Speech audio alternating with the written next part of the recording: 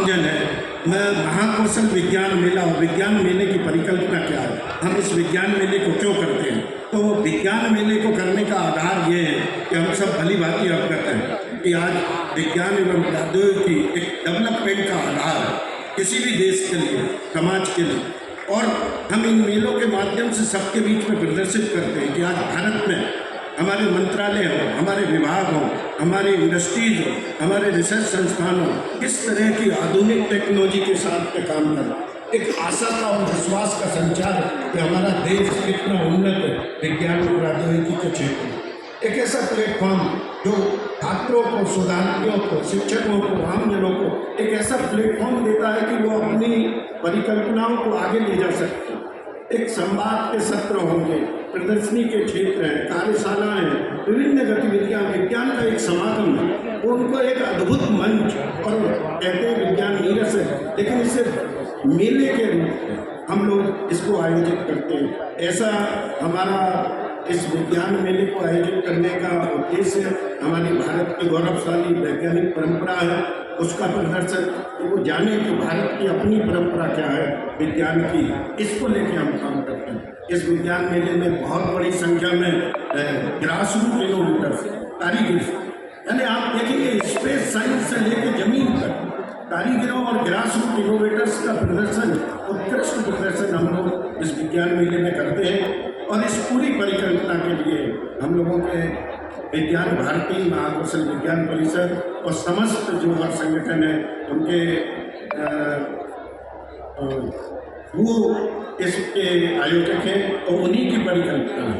मैं जबलपुर के लिए जरूर कहूँगा कि जबलपुर बहुत आना होता है और मध्य प्रदेश विज्ञान एवं प्रौद्योगिकी परिषद के महानिदेशक की दृष्टि से जब मैं देखता हूँ तो प्रदेश में एक अद्भुत है, एक संस्कारधानी तो है ही, लेकिन यदि हम ज्ञान के क्षेत्र में और विज्ञान के क्षेत्र में हम जबलपुर को देखते हैं, अद्वितीय स्थान है।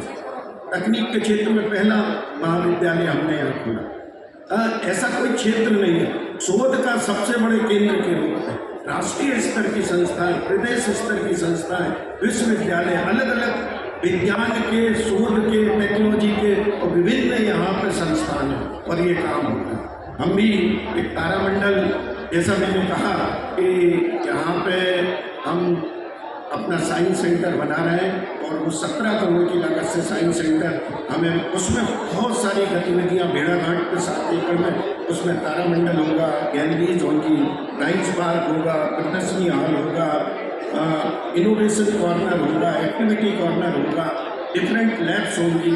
और ये एक ऐसा प्लेटफॉर्म बनेगा जहाँ पे यहाँ के जो युवा हैं वो आगे बढ़ सके विज्ञान को काम करने के लिए। और इस सब के लिए मैं एक बार पुनः ये कहना चाहूँगा कि हमारे माननीय सांसद महोदय जी का एक सतत मार्गदर्शन और एक प्रेरणा, उत्साह है कि कैसे ये जल्दी हो, खुद संपर्क में रह के करना। मैं चाहूँगा एक जोरदार तालियों के साथ हमारे माननीय सांसद जी का एक वैज्ञानिक अभिरुचि रखते हुए इस काम को करना।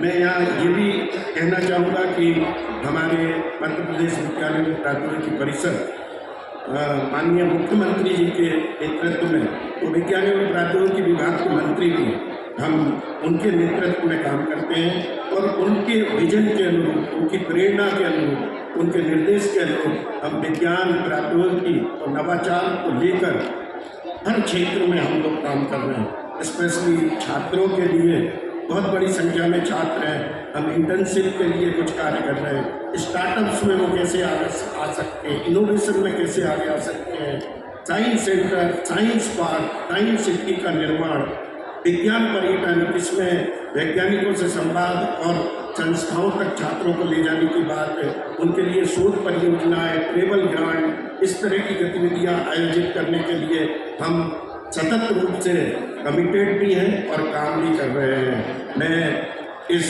भव्य महाकौशल विज्ञान मेला, मुझे विश्वास है कि ये एक पहचान बनेगा जबलपुर की आने वाले सालों में, और इसका इंतजार रहेगा यहाँ के शोधार्थियों को, शिक्षकों को और आमजनों को। और इसमें प्रतिभागी होने के लिए बहुत बड़ी संख्या में वापस लोग आएंगे हर साल।